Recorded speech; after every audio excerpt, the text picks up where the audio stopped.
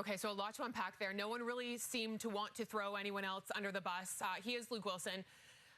I thought we were going to get to talk about the Bears almost upsetting the Lions, and instead everybody is talking about who's to blame for the way that game ended. Was it Matt Eberflus or was it Caleb Williams? It was both, and there's also someone else, Kara. But let's talk about the situation, and then we can choose who to put blame on. So in the NFL, you practice what's called Mayday field goal quite a bit, and that's when you don't have a timeout and you've got to run your field goal team on to the field while the clock's running down. How that works, if you're on the field, everybody's screaming Mayday. On the field leaving, you bow out. Everybody on the sideline coming on, direct line on. Generally, you want to avoid that. You'd rather have a timeout, get everybody on there, get them set up, let the kicker kind of think. Sure. So that's where we're at. That generally takes 17 seconds. Now, I know everyone's talking about Caleb Williams, Eberflus. There's another guy that's getting off scot-free here that nobody. Eberflus is absolutely jammed because if he calls the timeout, now there's not enough time for that Mayday field goal. Sure. The sweet spot is at 17 seconds. But again, if you see Caleb struggling, even him screaming, get back, the guys aren't ready to go, you need to call it then. So I blame him for that. But Caleb, on the other hand, also and I understand he's a rookie, but this isn't that advanced. You got to know the clock is ticking down there. We don't need to go for the home run. Play for the field goal. Bang the out to commit. Call the timeout, we kick a field goal, and you live or die trying to go to overtime if the kicker makes it. So again, between the right tackle glitching out, I have never seen that, which is why the sack happened. Too much turkey. Yes. Okay. Into Eberflus having no clue, into Caleb also just being clueless. It's dysfunction at every single level. And you can point the finger, but the Bears are just being the Bears. Fair to say they could have used a good, healthy dose of fundamental football. Give it to me. In that moment. Let's go. You know what, though? You start to feel bad for the Bears. This isn't the first time this season that we've seen them have a little bit of a string of bad luck, or maybe things didn't quite work out. And the one we just watched, but another one where you think you could capture the momentum and find a way to get that done. I mean, I guess the silver lining for the Bears is they're not quite the New York Jets.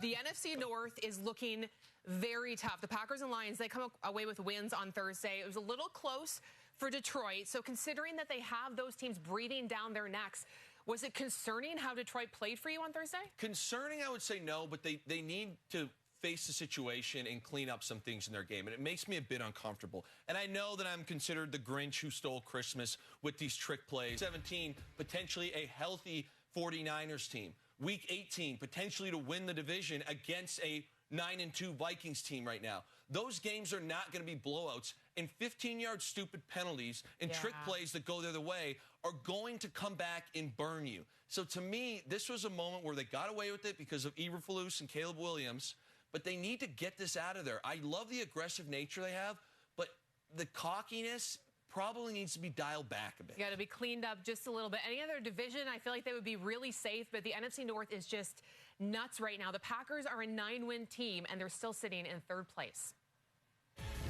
All right, let's go back to the NHL now, where there are a few big names in need of new contracts come year's end. Toronto Maple Leaf Mitch Marner and Colorado Avalanche Mikko Rantanen headline that group. The two have had a great start to the season, sitting 11th and 6th in scoring, respectively. With more on how the teams plan to handle their contract negotiations, here are the insiders. All right, it's time for an all-U.S. Thanksgiving edition of The Best, and so we're bringing Luke Wilson back.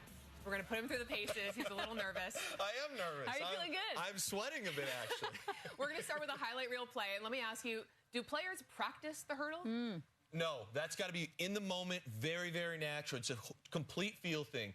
You force that, you end up getting flipped over, and it looks real bad. Okay, well, it looked like Jameson Williams maybe had practiced a couple of times because he was making players. And let's keep rolling with international hockey because the Four Nations rosters will be announced in less than a week.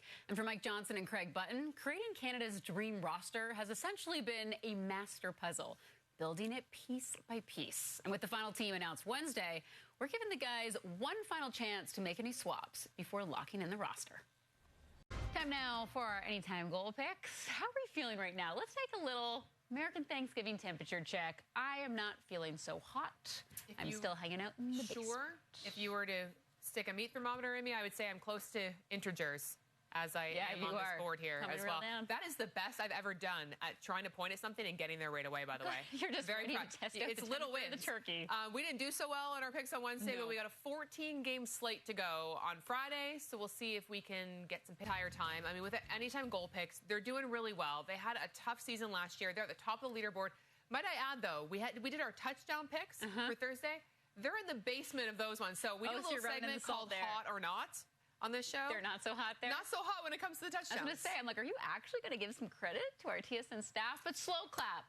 Slow clap for all of you. And you know what? For your sake, I do hope you hit for Friday's game because it'll be a nice little birthday present for you. So, aw, thank you so much.